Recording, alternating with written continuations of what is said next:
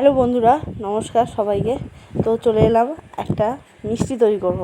তো দেখো, সব কিছু নিয়ে নিয়েছি থালায়। প্রথমে নিলাম দুধ, তারপরে চিনি, এটা নিলাম লেবু, তারপরে আছে সাথে দুটো গুঁড়ো দুধের প্যাকেট, তারপরে আছে হলো দেখো এটা হলো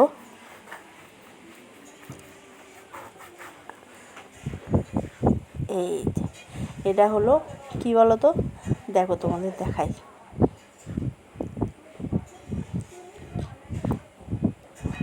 থালাটা একটু নড়ে গেছিলো তো। এটা হলো আমটাকে পেস্ট করে নিয়েছি। এটা দিয়ে এই কটা সামান্য জিনিস দিয়ে বানাবো মিষ্টি সুস্বাদু খাবার। তো অল্প করেই নিয়েছি, কারণ প্রথমবার বানাচ্ছি তো, তাই অল্প করে নিয়েছি। যদি ভালো না হয় তাহলে জিনিসটা নষ্ট হলেও খেয়ে নেবো, কিন্তু বেশি হলে তো ফেলানি যাবে না, তখন কেউ খেতে চাইবে না। ওই জন্য প্রথমে আগে অল্প করে বানাচ্ছি। তো এই রেসিপিটা আমি নিজে থেকে একটু তৈরি করার চেষ্টা করলাম, আমি দেখি পারি কি না। তো এখানে দুধ জাল দিতে বসিয়ে দিয়েছি, আর এই পাশে আমটা ঢেলে নেবো। দেখো, আমটা ঢেলে নিলাম। তো এখন আমটা আমি ভালো করে জাল দেবো, যাতে একদম ঘন হয়ে যায়। ভালো করে আমটা কাচিয়ে দিয়ে দিই এর মধ্যে, দিয়ে আমটা ভালো করে জাল দেবো, কারণ নেই, দেখেছো তো ফাঁকা। তো এখন ভালো করে নাড়িয়ে নাড়িয়ে ঘন করব। আর ওপাশে দুধটা জাল দিচ্ছি। এই আমটাকে পুরো একদম কালারটা এত সুন্দর চলে আসবে আমের, মানে দেখলে খুব ভালো লাগবে, মনে হবে মানে সত্যি তাল জাল দিচ্ছি। তো হয়তো তোমাদের সঙ্গে এত কথা গুছিয়ে হয়তো বলতে পারি না, হ্যাঁ, কারণ যেরম পারি তোমাদের সঙ্গে সেরমভাবেই কথা বলি। যাই হোক, তোমরা সব মার্জনা করে দেবে তার জন্য। তো ভালো করে নাড়াচ্ছি আমটা, কথা বলতে বলতে ভুল হয়ে যাচ্ছে। তো আমটা ভালো করে নাড়িয়ে একদম ঘন করে নিয়ে তারপরে দুধের মধ্যে লেবুটা এখন দিয়ে দেবো। দুধটা জাল হয়ে গেছে, দেখো আমটা কি সুন্দর কালার এসে গেছে, মনে হচ্ছে তাল জাল দিচ্ছি। তো আমার ছানাটা কাটানো হয়ে গেছে। এখন আমি ছানাটা ভালো করে ময়দা মাখার মতো ডলে নেবো, হাত দিয়ে একদম মেখে মেখে। ঠিক আছে, কত সুন্দর হয়ে গেছে। এরপর ছানাটা আমি কড়াইতে দিয়ে দেবো।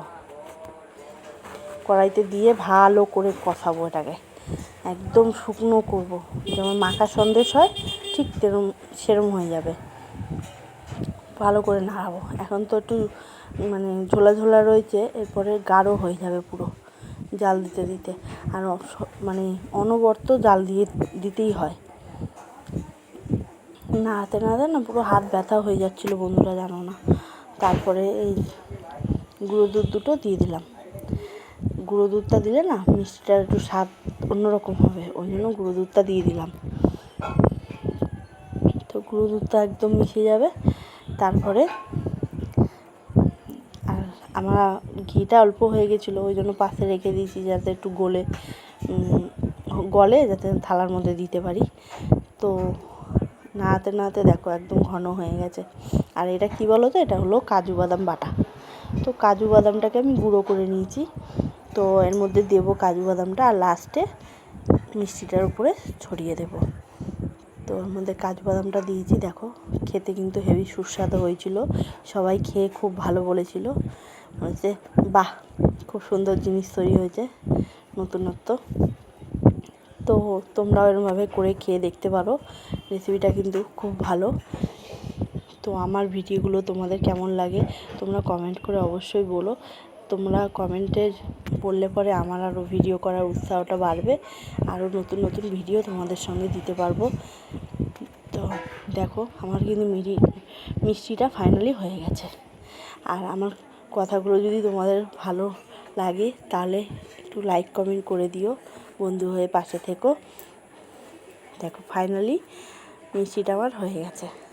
তো এটাকে আমি থালায় এখন ঢেলে নেবো। খুব গরম, তাই হাত দিয়ে ধরা যাবে না, একটু ঠান্ডা করে নিয়ে তারপরে একটা শেপে দিয়ে মানে হাত দিয়ে একটা শেপ দিয়ে দেবো, যে কোনো করে থালায় ঢেলে নিয়েছি। তা হাত দিয়ে ঠান্ডা হয়ে যাওয়াতে হাত দিয়ে শেপটা দিয়েছি, তো একটু বেঁকে গেছিলো, পরে ঠিকঠাক করে নিয়েছিলাম। তো যাই হোক, উপর থেকে কাজু বাদামটা দিয়ে দেবো, দিয়ে ফাইনাল লুক এই যে। বলো কেমন হয়েছে, ভালো হলে একটা লাইক কমেন্ট করে দিও, বন্ধু হয়ে পাশে থেকো। সবাইকে টাটা।